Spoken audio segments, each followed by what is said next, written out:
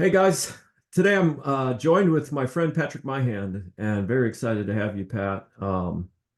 Yeah, known each other for a little bit now, and basically really love to hear your story, give you the opportunity to share. Often in recovery, we talk about how addiction dominates more and more of our time, more and more of our money, you know, uh, and begins to destroy our lives.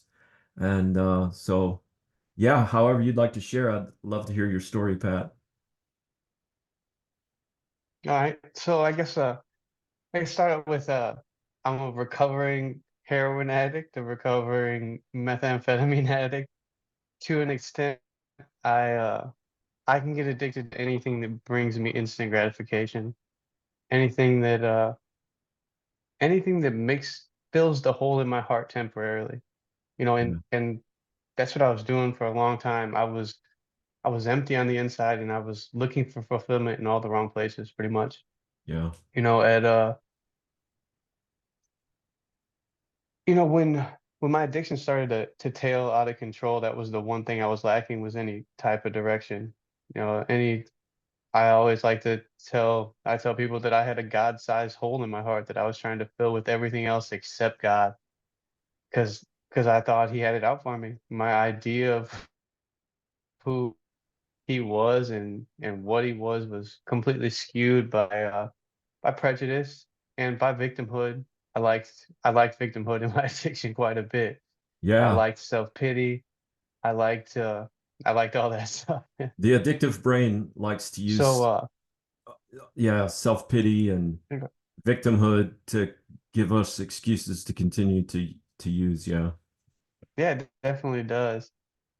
So I guess I can go with I was born and raised in Michigan City. I went to high school here. I did not graduate, but I started using real early on. I started using probably around 13 or 14, smoking marijuana.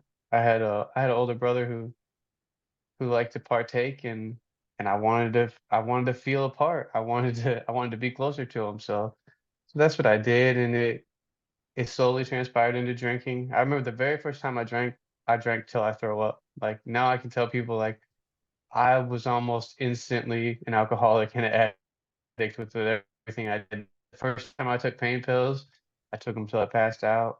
You know, I passed out. Everything I did, I practiced excess in at a very young age. And it's progressive. It all got worse because in high school I was introduced to pain pills and to fentanyl, and I started that around my freshman year, and I never looked back. By the time I was 17, I was a full blown opiate addict, withdrawals, getting sick. Um, I didn't I didn't know how to act right without it. One time I had a girlfriend that told me sh that was like blood to a vampire. That's how I was when I didn't have anything. I was and it was, I was lifeless. I really was. And it was a cycle that continued through my whole adulthood, and it got progressively worse. And at a certain point, pain pills were not enough, and I graduated to heroin and methamphetamines. And then at a certain point, that became not enough either, and that was a very dark place in my life because I didn't know how to proceed moving forward without it. I didn't know how to seek a solution. I didn't know anything about who I was. Now, were you Where working at the time, Pat? when I first started, yeah, I definitely was. When I was 18, I got kind of entered into like this apprenticeship program with a with an electric motor rewind and repair shop, and I took to it, and I took to it real well actually. It was the one thing that I was able to kind of flourish at even through my whole addiction. And it was a testament to the people I work for because I gave them every reason to not keep me around. But they saw something in me that I didn't see in myself, and it was a great blessing now, but it was a little bit of a curse at the time too, because it helped me maintain an image to everybody else. I was able to have a home. I was able to have cars. Things were taken care of, but at the same time, I was also able to maintain a heavy, heavy, heavy opiate addiction. I was I was real big on methadone at that time, and eventually once Suboxone came around, that became a nice, easy solution because I was able to go to the doctor for it. I was able to feel justified in my using. I was able to be like, look, this is helping me, but it wasn't because I wasn't seeking a solution at all. Yeah. And dominated more and more of your life, started destroying Yeah, relationships and kind of found yourself in some dark places. Um, it definitely did. At there's a certain point in my life where even my job or any drug wasn't really enough to help me maintain anymore. And at that point, I was introduced to methamphetamines. I was in my early 30s, and within 6 months of that, I had lost my job. I was homeless. I couldn't see my kids, nor did I really want to because I wasn't in a place where I was beneficial to them at all. mm, Uh, Me and my ex-wife were separated, and it was very fast. It was very, very fast as far as maintaining to completely gone of everything. yeah, And and at that point, I had started selling meth to fuel my habit. I sold to maintain kind of this weird street image of something that I really wasn't sure. because I didn't know who I was, and my whole identity up to that point in my life was drug related. Like that when drugs become the solution to all your problems, that's what you're going to seek out, even in the times when it gets very dark. And Mm, that's where my identity was rooted in. yeah, So when my soul was so broken that I didn't know which way was up, that's what I looked towards because yeah, I was able to at least have enough money to maintain my addiction. I was able to have enough money to have hotels and random places to stay in. And it also gave me an crazy odd sense of community because there is a drug community out of there. It's course, yeah, very destructive and it doesn't really want what's best for you. But at the same time, I was empty. yeah, I was a big people pleaser. I was a big like selling and dealing was a big part of my life because it gave me some purpose. It gave me money. People around that at least acted like they wanted me around. It might not have been for who I was, but it was for what I had, and at that time, it was enough to maintain some sense of self, I guess, in the yeah. moment. Filled some voids. I just did a series of videos with Brenda Bannon, I think her last name is. Sorry, Brenda. Um, we have a show called Brenda and Brian, and we're talking about how we try to fill the void of love, joy, and peace with our addiction or compulsive behaviors. And so Mm, even just that desire to have fellowship, that we're created to have to need each other, right?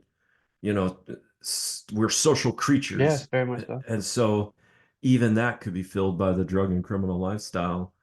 So for you, Mm. Pat, what is it that kind of began to turn around? Obviously, at some point you had some kind of want to tell us about that. So at a certain point in my drug and criminal lifestyle career, I was pulled over because the car I was didn't even know where it came from. Honestly, I had bought it from somebody else in the lifestyle, and it had bad plates. So I get pulled over, and the girl I was with at the time had a warrant, and so I get pulled out of the car, and there's about 70 grams of methamphetamine in the back seat, which was found, and there was also 2 grams of heroin that was in the front seat. That as soon as I got pulled over, I ate because I was insane at the time, and I thought that might help the situation. And so I get arrested because they find all that drugs, and I get charged with a level two dealing of methamphetamines, and the bag of heroin that I broke it or that I ate broke in my stomach. And so I don't remember getting pulled over. I don't remember going to jail. I don't remember intake. The next thing I know, I wake up in the hospital. I'm handcuffed to a gurney. There's Narcan everywhere. There's doctors and nurses and guards from LaPorte County Jail trying to wake me up, and by the grace of God, I did wake up. And at that time, I remember laying in the hospital and I remember knowing that I was done. I remember having a sense of relief because I didn't have to run anymore. Uh, a lot of my defects of character were fully out in the air, and I had begun to accept them at that time. And I didn't know how I was going to seek a solution, but I knew that I wanted to. I knew Wow. in that moment that I was done ripping and running as far as that part goes. And it was an odd time for me because, like I said, my identity was rooted in something I didn't be anymore, and that was I've a little scary. I think that's for everybody at the beginning of recovery. I've heard that 1,000 times. I didn't know who I was, you know. Here I am Mm, 30 or however old and trying to find myself because the only me I knew was, yeah, like you said, ripping and running. yeah, so at that time, I wake up, I spend about 2 or 3 days in the hospital because my oxygen levels were so low that I couldn't stay awake for more than probably about 10 minutes at a time. I couldn't eat a full meal. I couldn't have a conversation, and I'm in custody this whole time. So finally, my oxygen levels level out. They tell me that I'm well enough to go to the jail, and I do. I go to jail. They tell me what I was charged with, which I wasn't surprised about, which I was guilty of, 100%. And and I spend probably about the next 14 months in the Port County Jail. And at that time, it was during COVID, which I'm kind of blessed that I was locked up for COVID because it was an odd time out here too. But they had shut down all programs too. There was nobody in or out of the jails. I got to go to one uh I think it was called Foundations for Life. It was a lady named Pastor Terry that ran it. And I'll never forget this. She asked, there was four of us in there, I think, and she asked us who we are. And it was the first time I admitted out loud that I had no idea who I was. And it was very, very sobering to me. I remember I started tearing up at that time, and I had I had found a rock bottom that it was solid enough to build the foundation off of. And it's a lot of it started with that I don't know. That was a big honesty moment for me. So so at that point, the first uh the first plea agreement they sent me, I think, was just 16 years straight DOC. And I remember when the first time I read it, my knees about buckled and I almost hit the ground. And I was just like, man, I can't believe this is where we're at. So I waited out a little longer and I get another plea that's I think it's 12 years to spend two, do 10 in the Department of Corrections. But it had a plan in to where if I was to go and complete the Recovery While Incarcerated program, that I would be eligible for a modification. So I would still have to do that time, even if I got my modification, but it could be on ankle bracelet, it could be on probation. It gave me options, and I felt like that was the best thing I was going to get at the time, so I signed it. And again, that plea was a blessing. Uh, so I wait for Department of Corrections to come get me, and they do. I go down to RDC, and I was at RDC for like 55 days, which if you don't know, that's a long time to sit Yeah. in classification prison. Yeah. Like, and that was kind of rough. So they tell me one night my name gets called. All right. They tell me I'm going to Westville, which is what I figured I would do. I'm up here. I'm from up here. I was a level two. And so, but when I get on the bus, they tell me I'm going to Stark County because I've been rolled in RWI, and I was freaking out because, like, if anybody that knows anything about this recovery stuff, especially on the inside, usually a long time before you're eligible to get in these classes, let alone be able to do them. So I was expecting to go down for at least a year, maybe two, and then get to do my RWI and and then move forward with it. And that's not what happened at all. By the grace of God, I went right to Stark County, and Wow. I met you, and And that was another blessing in my life. I remember when we sat down to do like my intake into RWI, which I was scared about because I remember you saying like at that time you're like you're really not in it yet. Like I have the ability to accept you or not accept you in this program. And I was like, oh I no, hold oh your no. life in my So hand. yeah, yeah. So I was like, all right, I have to convince this guy I'm an addict. I was like, what do I do? In my mind, I'm thinking real fast, we're sitting across the desk, and in my mind, I'm like, I just gotta tell the truth because I am.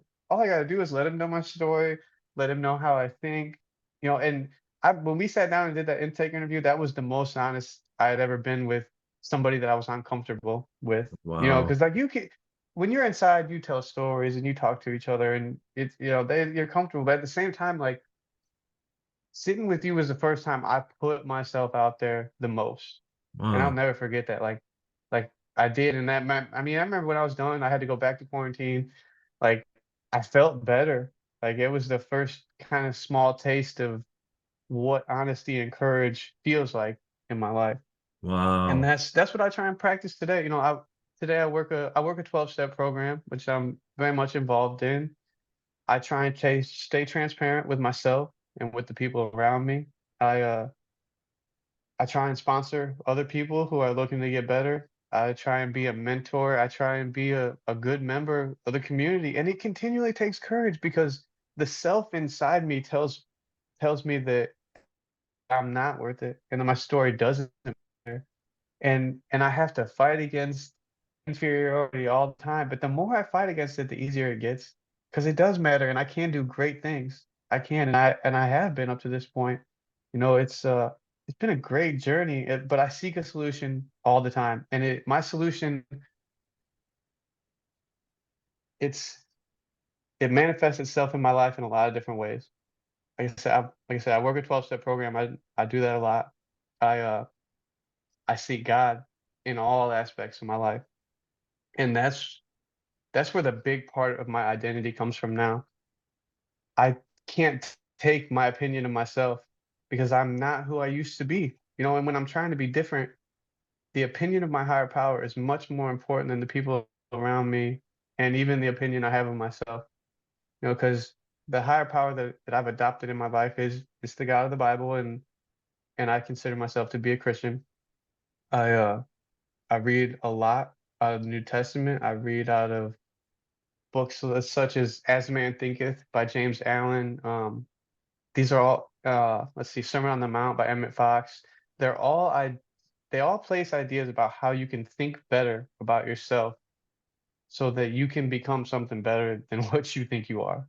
Yeah. And and that's a big part of my solution.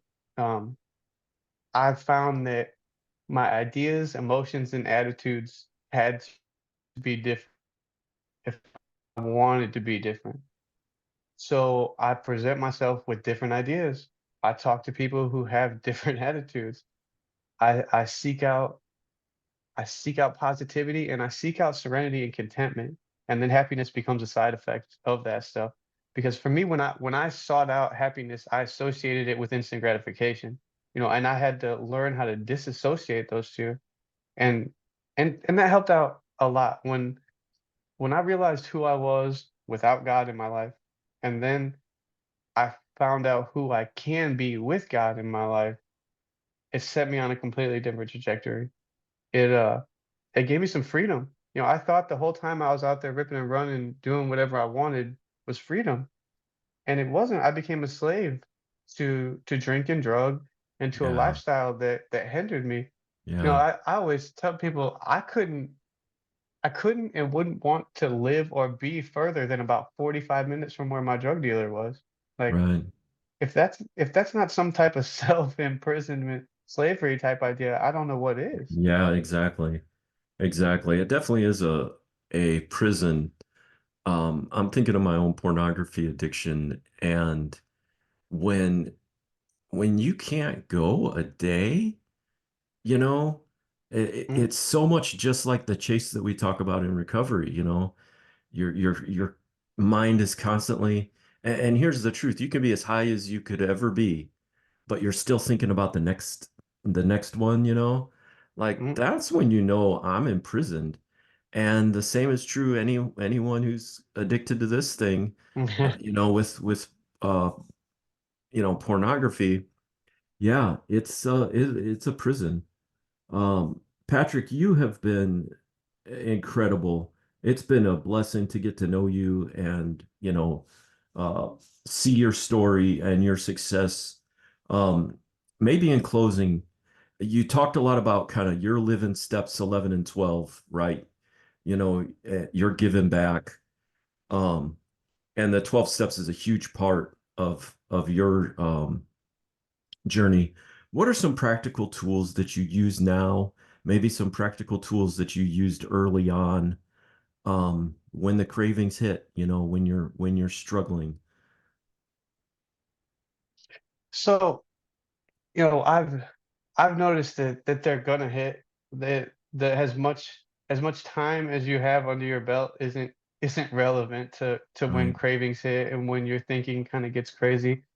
Uh, I pray a lot. Um, I lean a lot heavy on my higher power. I like to work out. I get out of myself if I need my thinking to change, I've noticed it helps for my scenery to change a little bit. Yeah. And I think about where I'm putting myself in. Is what I'm thinking about is which is something I learned from you, is what I'm thinking about helping me to achieve the vision for my life that's better? Is the place that I'm putting myself in helping me achieve a life that's like I like to work at YMCA, or I know a pastor that owns a gym, and so I can go work out, and we can also talk about spiritual things, and then I can combine those two and make them a big part of my life. Um, the other thing I do is when I do have cravings, I will the recovery. I'm a member of a recovery house. I'm actually on the board of directors there now, which is still crazy to me. I don't even understand how this happened, but I was told that I would do good things and that I had to do it. So I Woo. did it. And like I said, I still don't understand how I help, but I do. But but so if I need to go talk to somebody, I go talk to them. If I need to call you, I will call you. Like I I have to do all these things that I don't want to do because my my sense of self will tell me that we can figure this out on our own. But I know where that takes me. I Mm, tried to manage it. I tried to make it work, and it didn't because you know, our literature in recovery will tell you self cannot fix self. yeah. So when I have cravings, I do what I can to get out of that. Prayer to me is the beginning of it. Prayer is the beginning of the thinking change necessary to thrive in life. At least it is for me. Because I notice that I pray for the things I love now. I pray for the things I care about. So when I start praying about recovery, when I start praying about I need my thinking to change, about seeking out something better, I'm bringing that into my life, and that becomes part of who I am is the change. So Yeah. then, once I have that, I have to take action against it, which is speaking to other people, which is getting out and doing things like this. Like I have anxiety, I have inferiority, like I don't I don't necessarily want to do this, but I do because I know it's going to help me and it might possibly touch somebody else. And those are the things I do when I have cravings. Getting out of self and seeking the truth is very important. Yeah. That's so good, Pat. One thing I'm hearing you say is like intentionality. Years ago, I wrote an article called Recovery Doesn't Work. And I think it's true. Recovery doesn't work. How many people have gotten out of a program like you did, and they're like, it didn't work. Well, no, it's not a pill. It's not a pill you swallow and then Yeah. it works. It's a whole bunch of tools that I can learn which ones best fit me, and now I'm going to build this new life where I'm not dependent on substances or compulsive behaviors. Mm, mm, And but it takes intentionality. So you intentionally get out.